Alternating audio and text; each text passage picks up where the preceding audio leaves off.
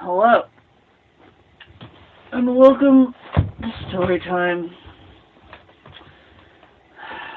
Captain Party. This evening, we'll be reading Chapter 13 and Choke.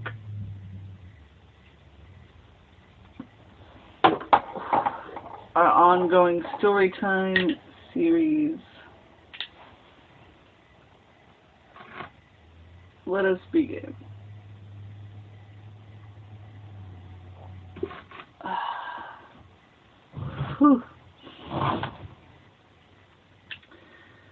Because of the heat, Denny strips off his coat, then his sweater. Without unbuttoning the buttons, even the cuffs or the collar one, he pulls his shirt over his head, inside out, so that now his head and his hands are bagged in a red plaid flannel.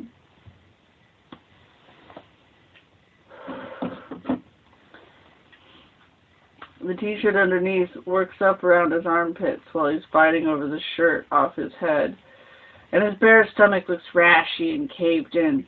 Some long twisted hairs sprout around his dot nipples. His nipples look cracked and sore. Dude, Denny says, still struggling inside his shirt. Too many layers. Why's it gotta be so hot in here?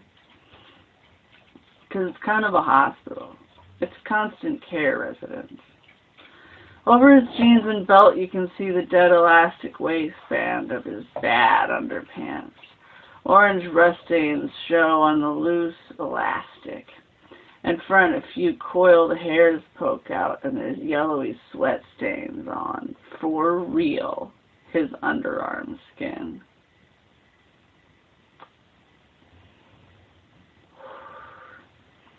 The front desk girl is sitting right there, watching with her face all bunched up tight around her nose.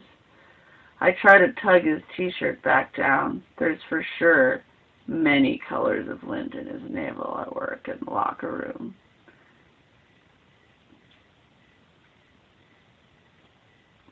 Oh, many colors of lint in his navel. At work in the locker room, I've seen Denny pull his pants off inside with the underpants still on them, the way I did when I was a little kid. And still with his head wrapped up in his shirt, Denny goes, "Dude, can you help me? There's a button somewhere I don't know about." The front desk girl is giving me a look. She's got the telephone receiver halfway to her ear. With most of his clothes on the floor next to him, Denny gets skinnier until he's just down to his sour t-shirt and his jeans with dirt on each knee. His tennis shoes are double knotted with the knots and the eye holes glued forever with dirt. It's somewhere around 100 degrees here because most of the people don't have any circulation. I tell him it's a lot of old folks here. It smells clean, which means you only smell chemicals, cleaning stuff or perfumes. You have to know the pine smell is covering up shit somewhere. Lemon means somebody vomited. Roses are urine. After an afternoon at St. Anthony's, you never want to smell another rose for the rest of your life.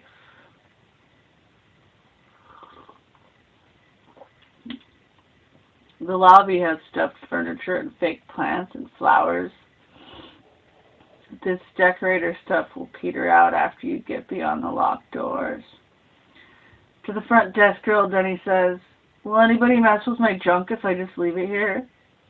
He means the pile of his old clothes. He says, I'm Victor Mancini," and he looks at me. "I'm here to see my mom." To Denny, I go, "Dude, geez, she doesn't have brain damage." And to the desk girl, I say, "I'm Victor Mancini. I'm here all the time to see my mom, Ida Mancini. She's in room 158. And the girl presses the phone button and says, "Paging Nurse Remington." And Nurse Remington to the front desk, please. Her voice comes out huge through the ceiling. You have to wonder if Nurse Remington is a real person. You have to wonder if maybe this girl thinks Denny's just another aggressive, chronic undresser. Denny goes to kick his clothes under a stuffed chair. A fat man comes jogging down the hall with one hand pressed over a bouncing chest pocket full of pens and another hand on his hip holster full of hot pepper spray. Keys jingle on his other hip. To the front desk girl he says, "So what's the situation here?" And then he says, "Is there a bathroom I can use, like, for civilians?" The problem is Denny. So he'll hear her confession. He needs to meet what's left of my mom. My plan is I'll introduce him as Victor Mancini. This way, Denny can find out who I really am. This way, my mom can find some peace, gain some weight, save me the cost of a tube, not die. When Denny's back from the bathroom, the guard is walking us to the living part of St. Anthony's, and Denny says, "There's no lock on the bathroom door here. I was settled on the can and some old lady just barged in on me. I asked if she wanted sex, and Denny says, 'How's that again?' And we go through a set of doors. The guard has to unlock, and then another set, and as we walk, his keys bounce against his hip, and even the back of his neck has a big roll of fat. 'Your mom,' Denny says, 'so does she look like you?' 'Maybe,' I say, 'except, you know.' And Denny says, 'Except starved and with no brain left, right?' And I go, 'Stop already,' I say. 'Okay, she was a shitty mother, but she's the only one that I have.'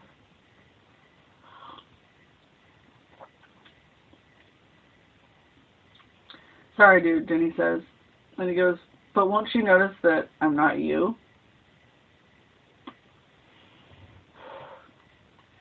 Here at St. Anthony's, they have to close the curtains before it gets dark, since if a resident sees himself reflected in a window, they'll think that somebody's peeping in at them.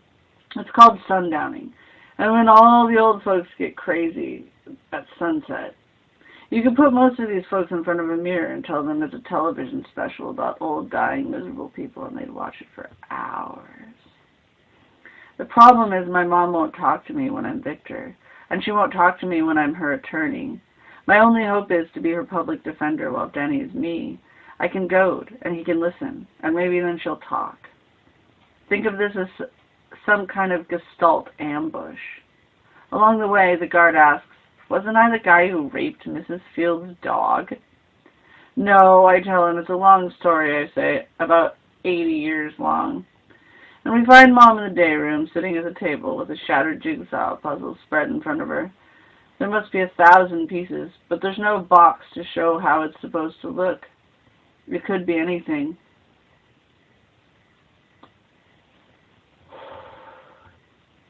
Then he says, 'That's her?' He says, 'Dude, she looks nothing like you.' My mom's pushing puzzle pieces around, some of them turned over so the gray cardboard side shows, and she's trying to fit them together. 'Dude,' Denny says. He turns a chair around and sits at the table so he can lean forward on the chair back. In my experience, these puzzles work best if you find all the flat edge pieces first.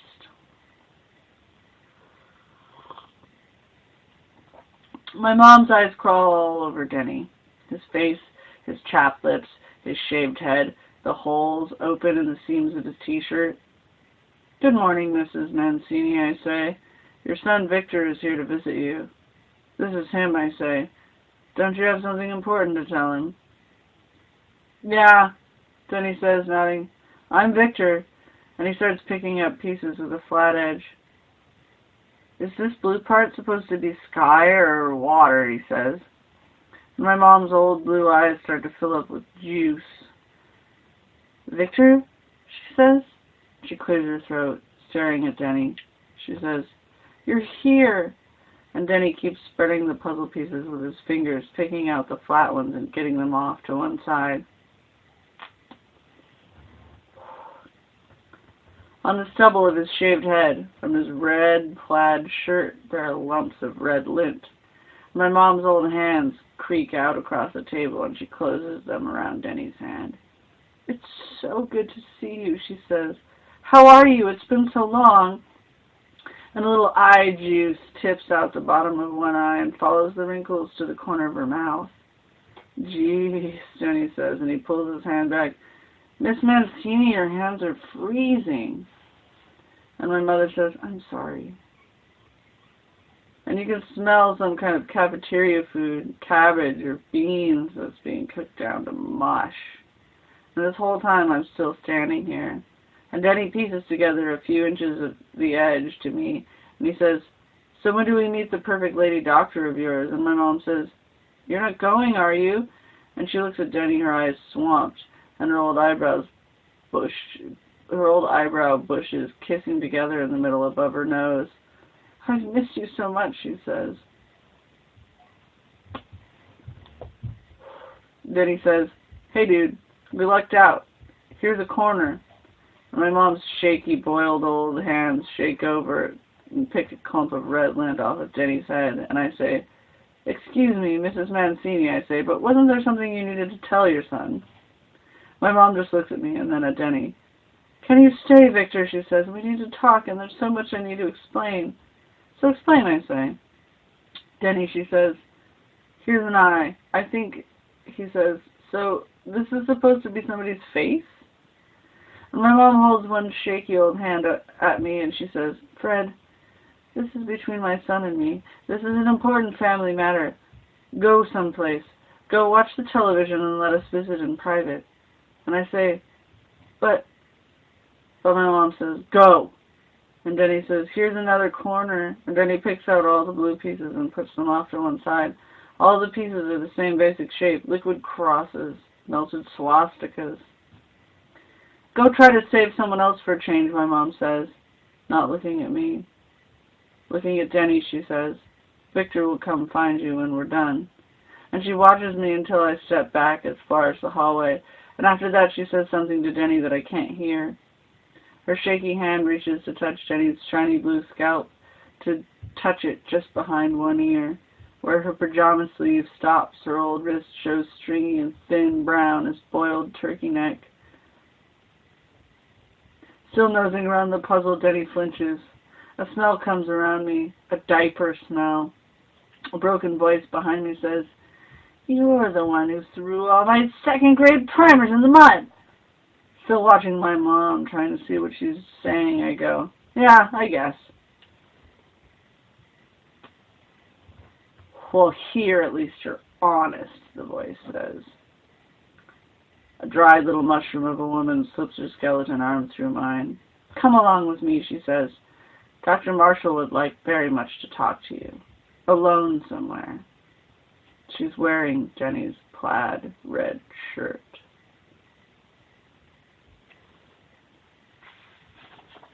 Well, that's chapter 13. Another fine adult adventure novel. And I hope that you all enjoyed it. And I hope you all have lovely times and lives. And I will see you next time.